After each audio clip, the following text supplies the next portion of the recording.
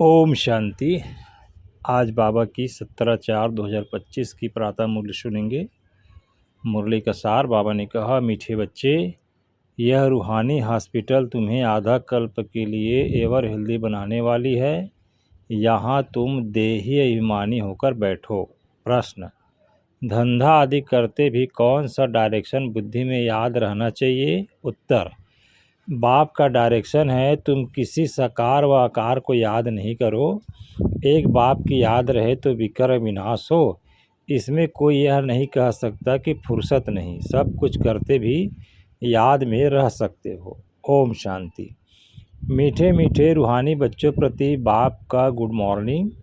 Good morning के बाद बच्चों को कहा जाता है, बाप को याद करो। बुलाते भी हैं, हे पतित पावन आकर पावन बनाओ। तो बाप पहले ही कहते हैं, रूहानी बाप को याद करो। रूहानी बाप तो सबका एक ही है। फादर को कभी सर्वव्यापी नहीं माना जाता। जो जितना हो सके बच्चे पहले बाप को याद करो।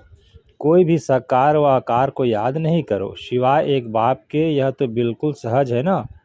मनुष्य कहते हैं हम बिजी रहते हैं, फुर्सत नहीं, परंतु इसमें तो फुर्सत सदैव है। बाप युक्ति बतलाते हैं, यह भी जानते हो बाप को याद करने से ही हमारे पाप भस्म होंगे। मुख्य बात है यह, धंधे आदि की कोई मना नहीं है।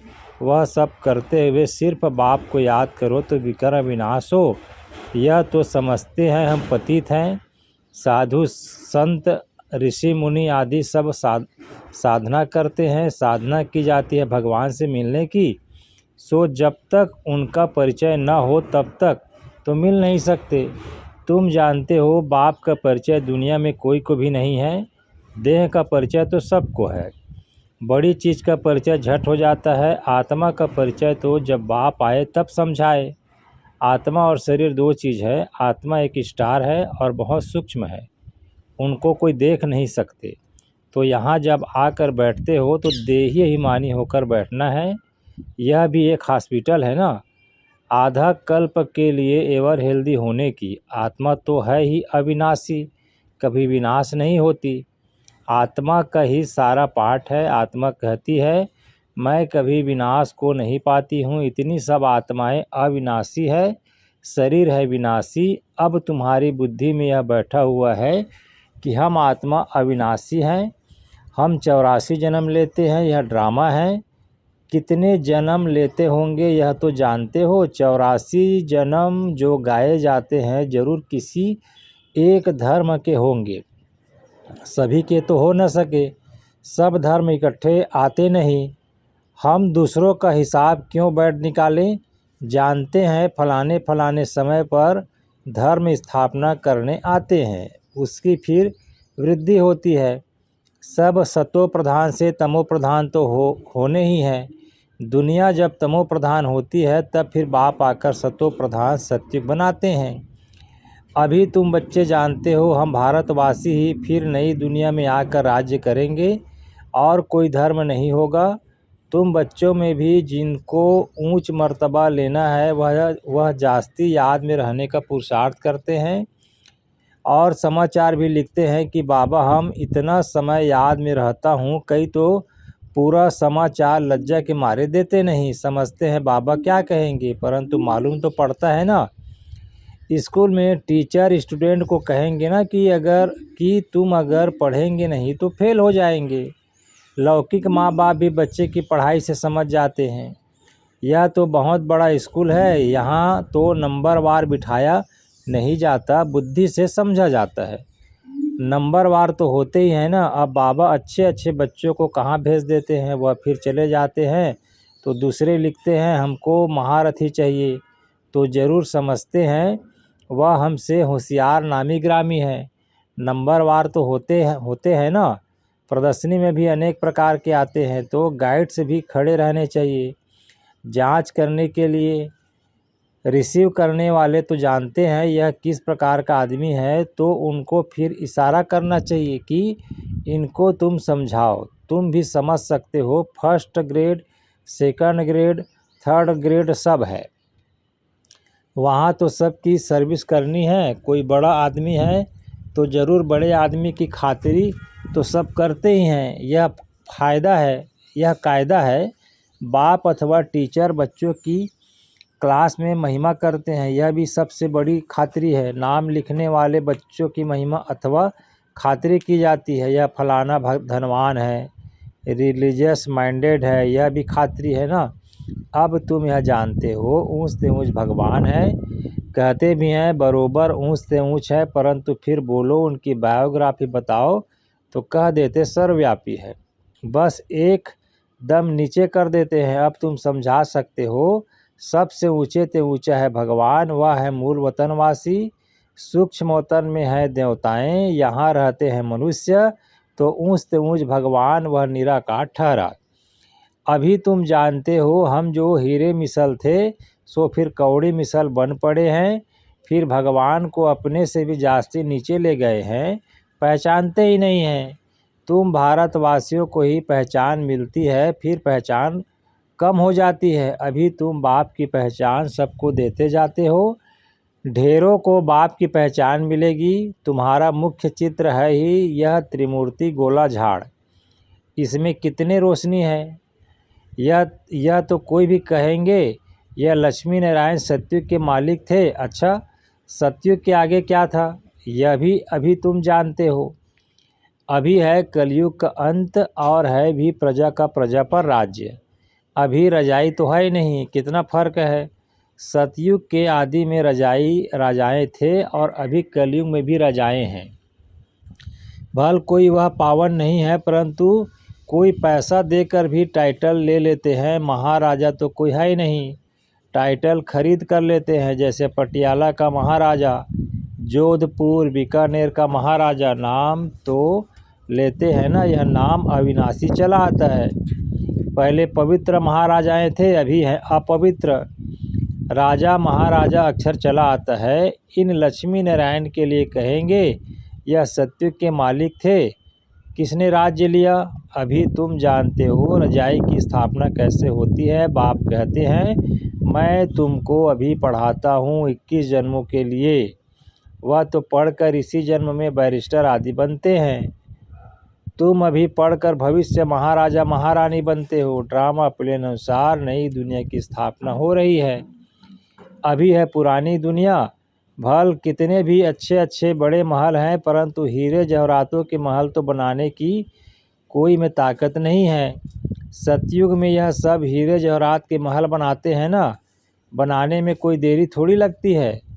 यहाँ भी अर्थक्वेक आदि होती है तो वो बहुत कारीगर लगा देते हैं, 1-2 वर्ष में सारा शहर खड़ा कर देते हैं। नई दिल्ली बनाने में सबके 8-10 वर्ष लगे, परंतु यहाँ के लेबर और वहाँ के लेबर में तो फर्क रहता है ना। आजकल तो नई नई इन्वेंशन भी निकालते रहते हैं मकान बनाने की, साइंस का भी जोर है, सब कुछ तैयार करता मिलता है। झट फ्लैट तैयार बहुत जल्दी करते हैं, बनते हैं। तो यह सब वहाँ काम में तो आते हैं ना। यह सब सांस चलने हैं, संस्कार तो रहते हैं ना। यह साइंस के संस्कार भी चलेंगे तो वह बाप बच्चों को समझाते रहते हैं। पावन बनना है तो बाप को याद करो। बाप भी गुड मॉर्निंग कर फिर शिक्षा देते हैं, बच्चे बाप की याद में बैठे हो, चलते फिरते बाप को याद करो, क्योंकि जन्म जन्मांतर का सिर पर बोझा है। सीढ़ी उतरते उतरते 84 जन्म लेते हैं। अभी फिर एक जन्म में चढ़ती कला होती है। जितना बाप को याद करते रहेंगे उतना खुशी भी होगी, ताकत मिलेगी। बहुत बच्चे हैं जिनको आगे नंबर में रखा जाता है, परंतु याद में बिल्कुल रहते नहीं हैं।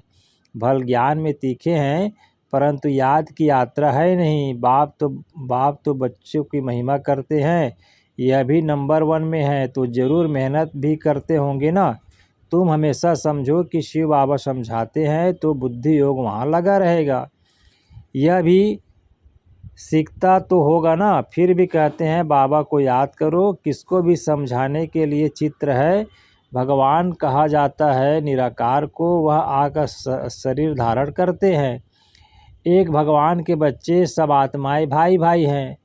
अभी इस शरीर में विराजमान है, अभी अकाल मूर्त हैं। यह अकाल मूर्त आत्मा का तख्त है। अकाल तख्त और कोई खास चीज़ नहीं है। यह तख्त है अकाल मूर्त का। भ्रिकुटी के बीच में आत्मा विराजमान होती है, इसको कहा जाता है अकाल तख्त। अकाल तख्त अकाल मूर्त का आत्माएं सब अकाल है।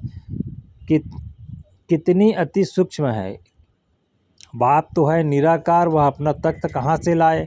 बाप कहते हैं मेरा भी यह तख्त है, मैं आकर इस तख्त का नोल लेता हूँ। ब्रह्मा के साधारण बूढ़े तन में आकर तख्त पर आकर बैठता हूँ। अभी तुम जान गए हो सब आत्माओं का यह तख्त है। मनुष्यों की ही बात की जाती है, जानवरों की तो बात नहीं। पहले जो मनुष्य जानवर से भी बदतर हो गए हैं वह तो सुधरे। कोई जानवर की बात पूछे, बोलो पहले अपन तो सुधार करो, पहले अपना तो सुधार करो। सतयुग में तो जानवर भी बड़े अच्छे फर्स्ट क्लास होंगे, किचड़ा आदि कुछ भी नहीं होगा। किंग के महल में कबूतर आदि का किचड़ा हो तो दंड डाल दें, जरा भी किचड़ा नहीं। वहाँ बड़ी खबरदारी रहती है, पहरे पर रहते हैं, कभी कोई जानवर आदि अंदर घुस न सके। बड़ी सफाई रहती है। लक्ष्मी नारायण के मंदिर में कितनी सफाई रहती है। शंकर पार्वती के मंदिर में कबूतर भी दिखाते हैं, तो जरूर मंदिर को भी खराब करते होंगे। शास्त्रों में तो बहुत दंत कथाएं लिख दी है।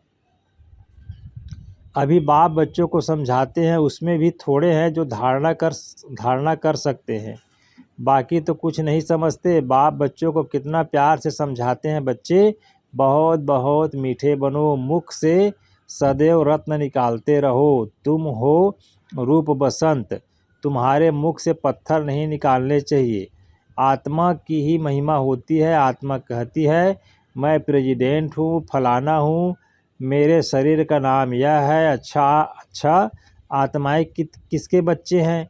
एक परमात्मा के, तो जरूर उनसे वर्षा मिलता होगा। वह फिर सर्वव्यापी कैसे हो सकता है? तुम समझते हो हम भी पहले कुछ नहीं जानते थे, अभी कितनी बुद्धि खुली है। तुम कोई भी मंदिर में जाएंगे समझेंगे यह तो सब झूठे चित्र हैं। 10 भुजाओं वाला हाथी की सूंड वाला कोई चित्र होता है क्या? यह सब है भक्ति मार्ग की सामग्री। वास्तव में भक्ति होनी चाहिए एक शिव बाबा की, जो सबका सद्गति दाता है। तुम्हारी बुद्धि में है। यह लक्ष्मी नारायण भी 84 जन्म लेते हैं, फिर ऊँचते ऊँच बाप ही आकर सबको सद्गति देते हैं। उनसे बड़ा कोई है नहीं। यह ज्ञान की बातें तुम्हारे में भी नंबरवार धारणा कर सकते हैं। धारणा नहीं कर सकते तो बाकी क्या काम के रहे। कई तो अंधों की लाठी बनने के बदले अंधे बन जाते हैं। गौ जो दूध नहीं देती तो उसे पिंजर घर में रखते हैं, यह भी ज्ञान का दूध नहीं दे सकते। बहुत है जो पुरुषार्थ नहीं करते, समझते हैं कि हम कुछ तो किसका कल्याण करें, अपनी तकदीर का ख्याल ही नहीं रहता। बस जो कुछ मिला सो अच्छा, तो बाप कहते हैं इनकी तकदीर में नहीं है। अपनी सद्गति करने का पुरुषार्थ करो, करना चाहिए। देहाभिमानी बनना है। बाप कितना ऊँचते ऊँच है, और आते देखो कैसे पतित दुनिया पतित शरीर में है। उनको बुलाते ही पतित दुनिया में है। जब रावण बिल्कुल ही भ्रष्ट कर देते हैं तब बाप आकर श्रेष्ठ बनाते हैं। जो अच्छा पुरुषार्थ करते हैं वह राजा रानी बन जाते हैं, जो पुरुषार्थ नहीं करते वह गरीब बन जाते हैं। तकदीर में नहीं है तो तदबीर कर नहीं सकते। कोई तो बहुत अच्छी तकदीर बना लेते हैं। हर एक अपने को देख सकते हैं कि हम क्या सर्विस करते हैं। अच्छा मीठे मीठे सिक्किल दे बच्चों प्रति माता पिता बाप दादा का याद प्यार और गुड मॉर्निंग।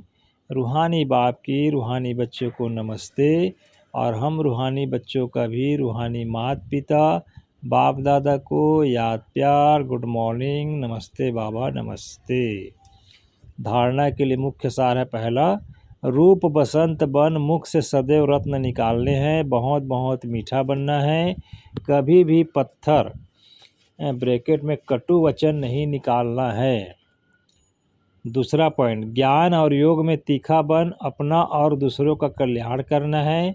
अपनी ऊंच तकदीर बनाने का पुरुषार्थ करना है। अंधों की लाठी बनना है। वरदान। त्रिस्मृति स्वरूप का तिलक धारण करने वाले संपूर्ण विजयी भव। स्वयं की स्मृति, बाप की स्मृति और ड्रामा के नॉलेज की स्मृति, इन्हीं 3 स्मृतियों में सारे ज्ञान का विस्तार समाया हुआ है। नॉलेज के वृक्ष की यह 3 स्मृतियां हैं। जैसे वृक्ष का पहले बीज होता है, उस बीज द्वारा 2 पत्ते निकलते हैं, फिर वृक्ष का विस्तार होता है। ऐसे मुख्य है बीज बाप की स्मृति, फिर 2 पत्ते अर्थात आत्मा और ड्रामा की सारी नॉलेज। इन 3 स्मृतियों को धारण करने वाले स्मृति भाव व संपूर्ण विजयी भाव के वरदानी बन जाते हैं। आज का स्लोगन है, बाबा ने कहा, प्राप्तियों को सदा सामने रखो तो कमजोरियां सहज समाप्त हो जाएंगी। अव्यक्त इशारे। कंबाइंड रूप की स्मृति से सदा विजयी बनो। संगम युग पर ब्रह्मा कुमारी अकेले नहीं हो सकते। सिर्फ बाप के साथ का अनुभव, कंबाइंडपन का अनुभव इमर्ज करो। ऐसे नहीं, बाप तो है ही मेरा, साथ है ही नहीं। बाप का साथ का प्रैक्टिकल अनुभव इमर्ज हो तो यह माया का वार नहीं होगा। माया हार खा लेगी। सिर्फ घबराओ नहीं, क्या हो गया, हिम्मत रखो। बाप के साथ को स्मृति में रखो तो विजय आपका जन्म सिद्ध अधिकार है। अच्छा जी, ओम शांति।